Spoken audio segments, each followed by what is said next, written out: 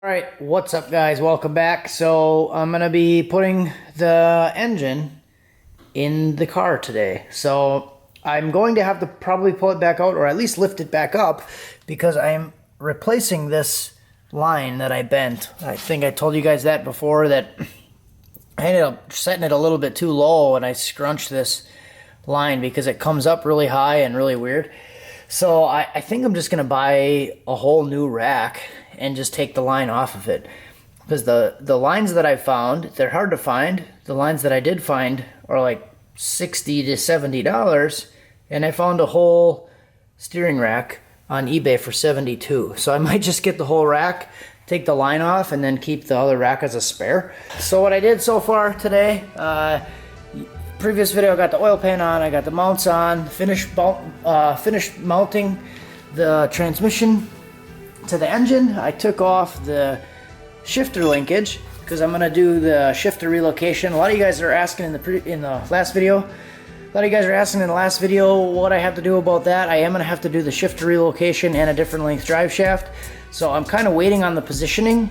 I want to get it in and measure everything first before I order the shifter relocation and decide what I want to do with the drive shaft. So reason being, I was emailing LOJ back and forth, and he said he's had customers that were using the Collins adapter, because that's what I'm using on this. If you guys don't know, I'm not using the LOJ transmission adapter. I'm using the Collins adapter because that's what I had before.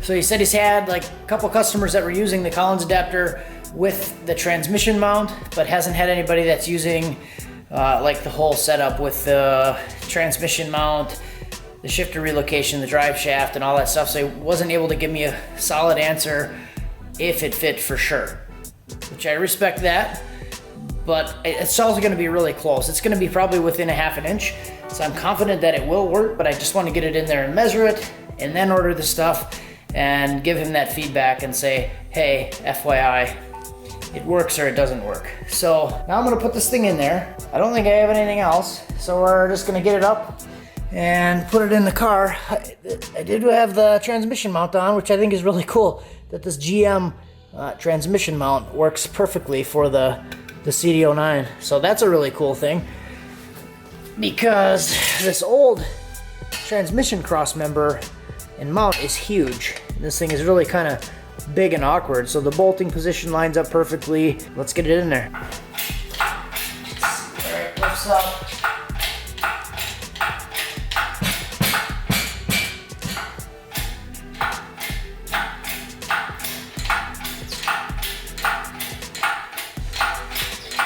That'll probably be a pretty good angle.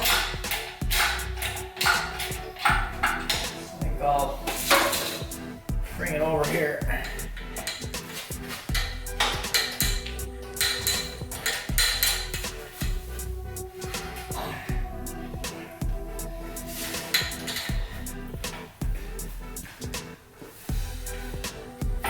I got a tight space.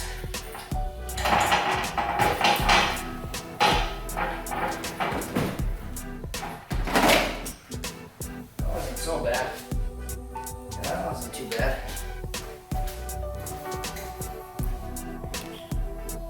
Bring you guys over. Let you join the club here. Bring this thing up, put it in. So one thing I do like about this car is the whole front comes off the car. I'd like to do that with the truck. Make it really easy to work on.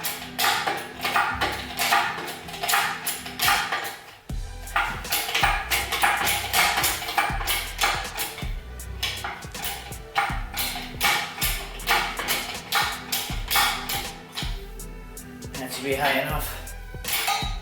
Look at this car now. It's been so long since I worked on the front of it, and then I rebuilt the front before. I'm gonna have to try to remember how it all goes back together. Shouldn't be too bad, I wouldn't think, but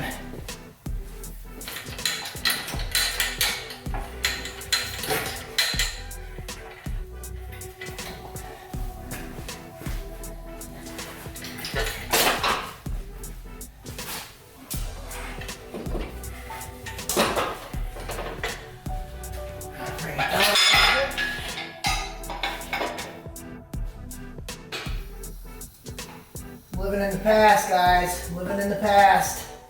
I'm gonna have to fix that one of these days.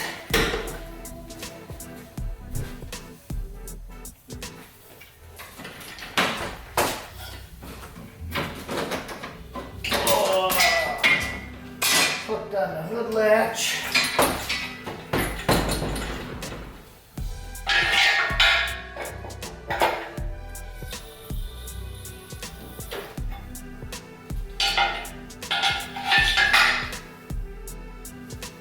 That should be pretty close.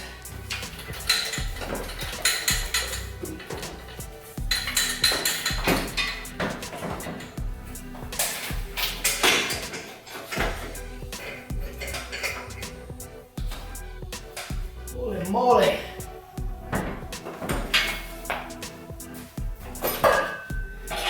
Bring it down. This engine goes back pretty far. It's kind of deceiving in a way how far back it actually needs to go. It's crazy, the difference.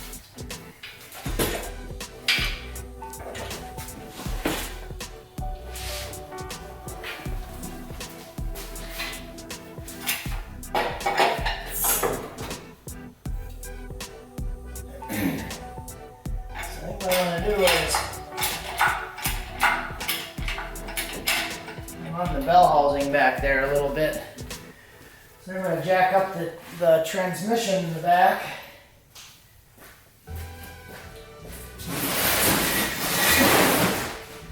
Kind of guide it in a little bit.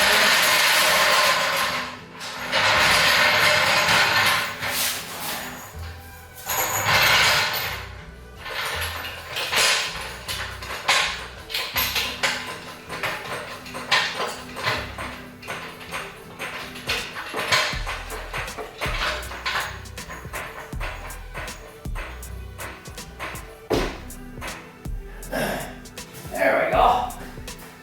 Now we got it nice and high in the back.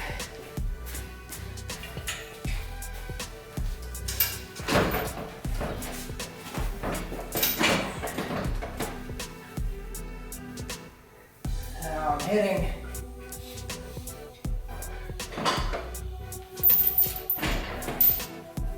should I go down a little bit more? I'm hitting the load leveler on the firewall.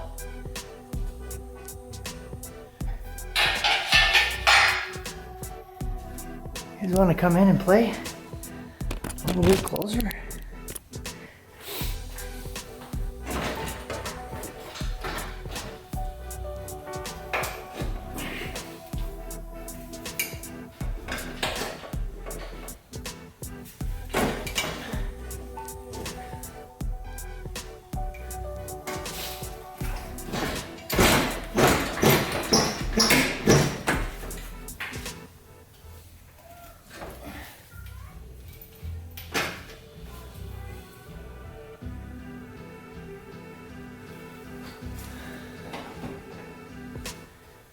So I think I'm going to adjust the mount a little bit.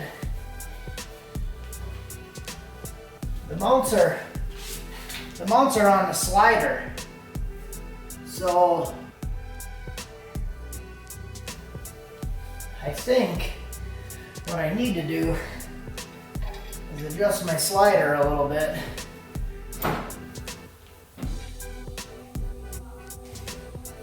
Because I don't think I can get this side back anymore. So I'm going to adjust the mount a little bit.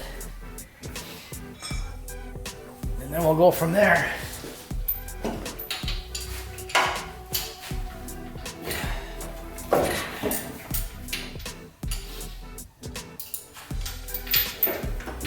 Yeah, so far back it's almost hitting the firewall. Well, it actually is hitting the firewall. So my original plan with the twin turbos was to do the exhaust kind of up and over and around and behind the engine. So with this, I'm not going to be able to do that. So I might end up doing like a fender exit or something anyways. I originally didn't want to do that, but I guess I can compromise there a little bit. I'm just not going to have room to do it originally how I wanted, because You know, I had that extra 4 inches of space before, but now I don't. So you could actually get a full exhaust over and behind.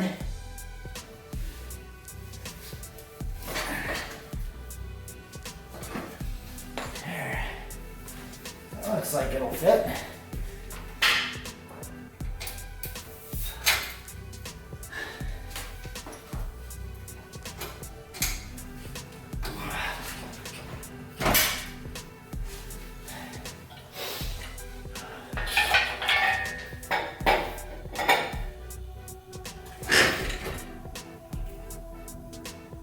Okay, this looks like it's probably in right there. A little bit. Do some little bit of tweaking.